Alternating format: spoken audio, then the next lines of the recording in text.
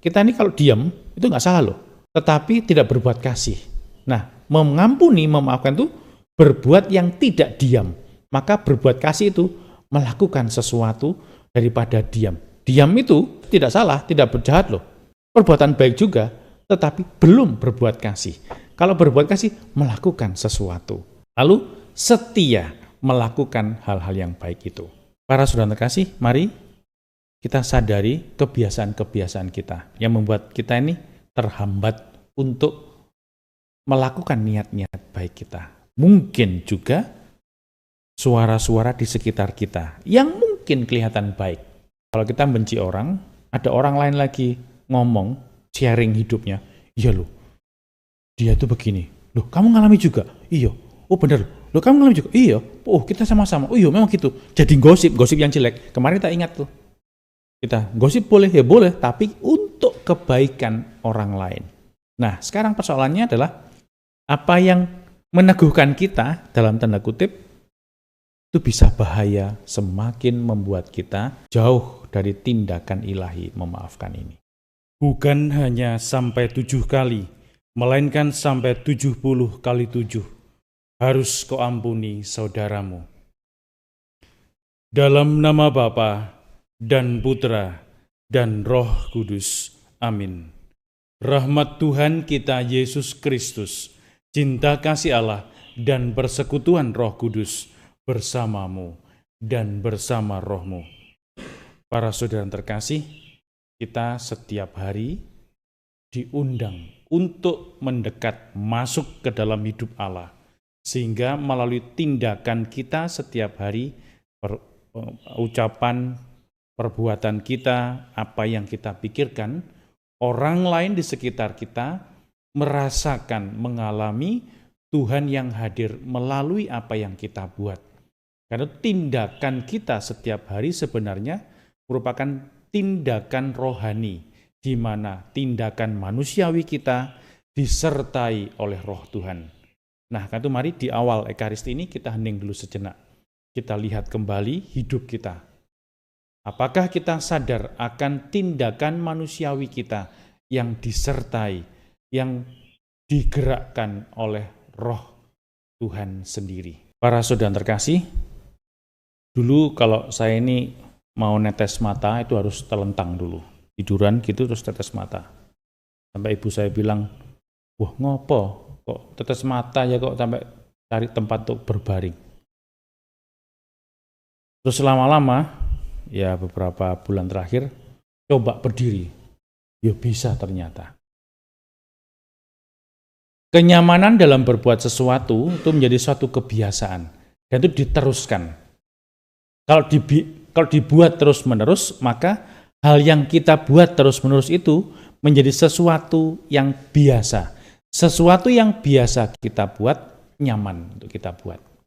Nah, setiap hari kita sebenarnya punya proyek-proyek rohani melalui Injil, melalui bacaan-bacaan yang melalui renungan-renungan yang kita dengarkan. Kita sebenarnya punya proyek-proyek rohani. Rohani itu berarti bukan berlawanan dengan jasmani, tetapi tindakan manusiawi kita, duniawi kita, tetapi diresapi oleh Roh Tuhan. Belegere yang kelihatan itu manusianya.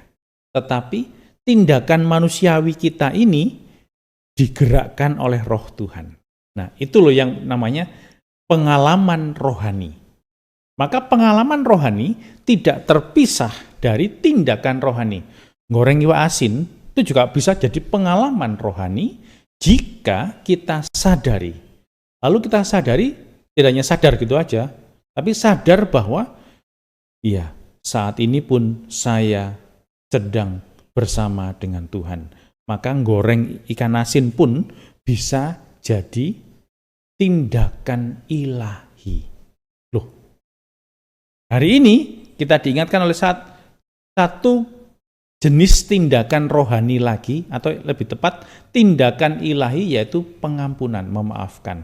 Memaafkan itu bukan melupakan, tetapi justru Allah mengingat itu semua, lalu menerima kita apa adanya.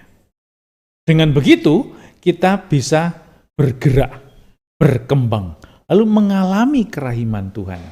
Nah, kita pun diminta untuk melakukan hal yang sama.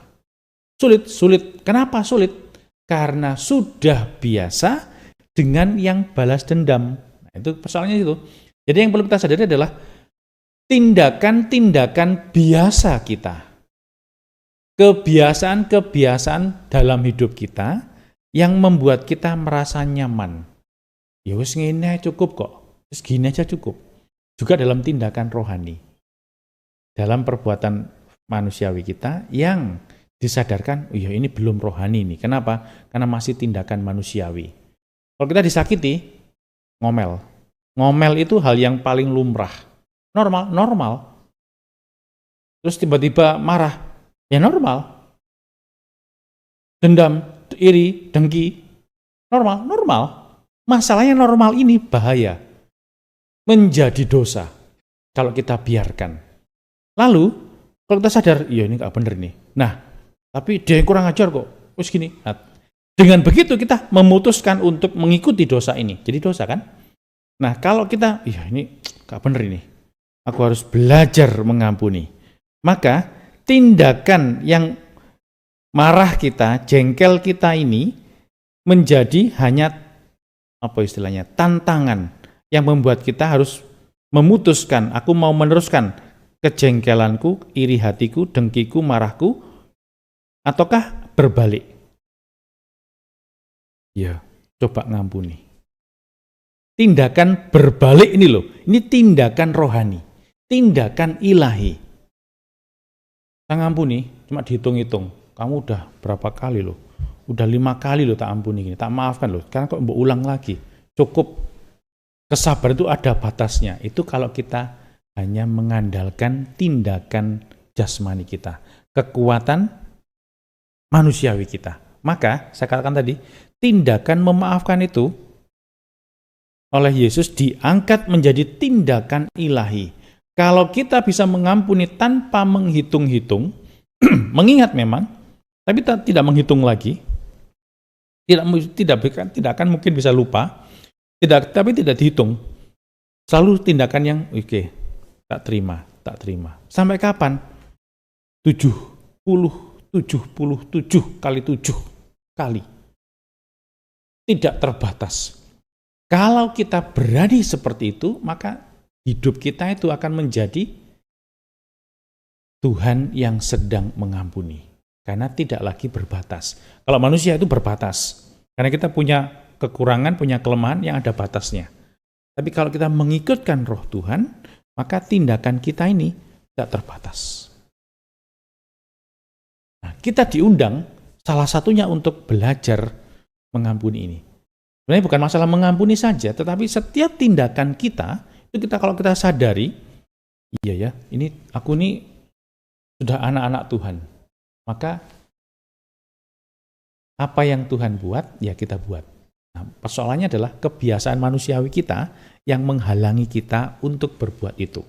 Nah, itu sebenarnya bukan masalah, ya kita maafkan. Bukan, tetapi apakah kita sadar bahwa, iya, tindakanku ini keliru. Satu, ini dasar untuk bergerak. Apakah aku sadar bahwa, iya, aku ini keliru. Oke, nek keliru, terus ngapain? Ya wis lah, udah biarkan aja lah. Ya itu dosa ini. Dosa kelalaian. Udah tahu bisa berbuat lebih baik, tetapi nggak mau membuat. Sengaja tidak membuat apa yang bisa dibuat lebih baik. Itu sudah kelalaian. Nah, kalau itu sadar, oh iya ya, oke, aku tak berbuat. Ya wis, memutuskan untuk atau meniatkan untuk melakukan perbaikan. Nah, yang ketiga, melakukan niat itu. Kalau diniatkan tok, ya wis, nanti ya. Oke. Sudah, gak usah lah. Ya nggak dibuat buat ini. Ketiga. Maka, perbuatan ini penting untuk mewujudkan niat.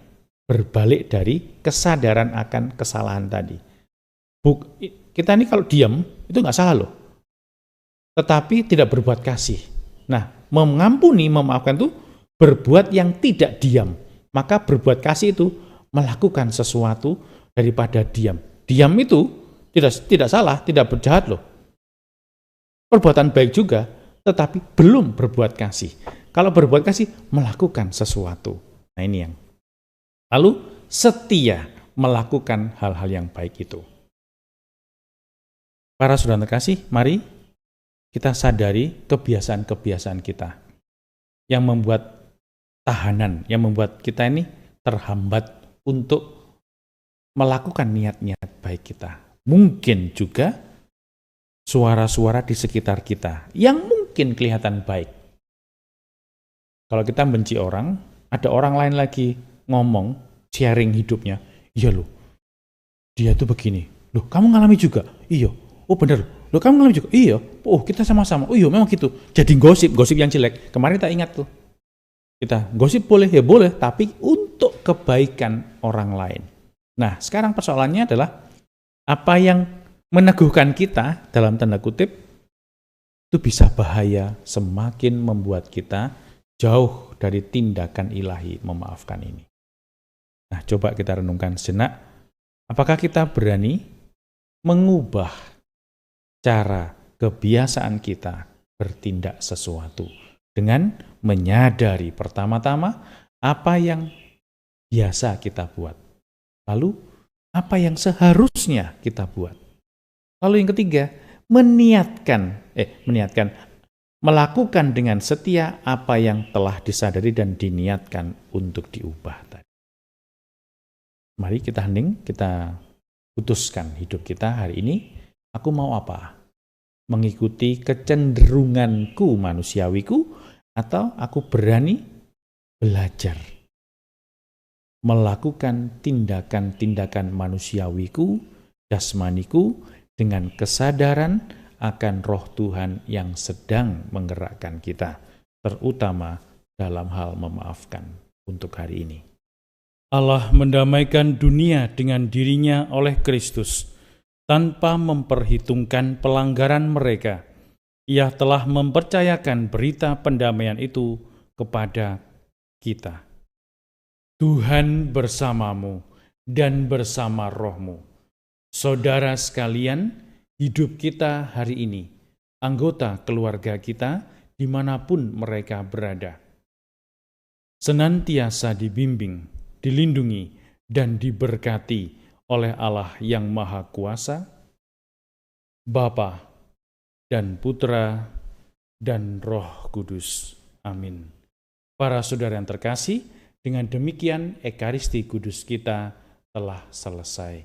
Syukur kepada Allah, pergilah kita diutus.